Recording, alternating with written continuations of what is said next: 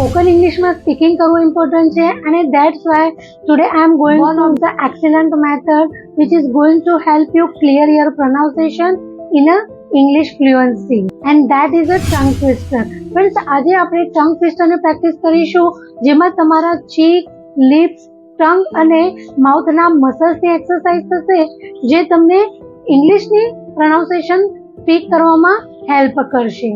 તો let's begin. First simple સ આવે છે, સેકન્ડ ટાઈમ મીંડાવાળું શ. Let's practice together. Selfish, shellfish, selfish, shellfish, selfish, shellfish, selfish, shellfish, selfish, shellfish, selfish, shellfish, selfish, shellfish. Then second one છે, friends, practice કરતી વખતે સ્પીડને ધીમે ધીમે ઇન્ક્રીઝ કરતા રહો.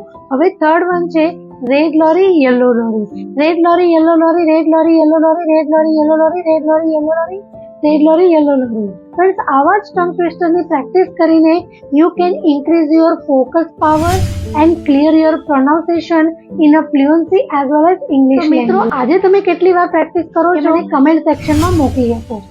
ફ્રેન્ડ્સ, તમારા જોડે પણ આવા કોઈ ટંગ ટ્વિસ્ટર હોય તો એને કમેન્ટ સેક્શનમાં તમે મોકલી શકો છો.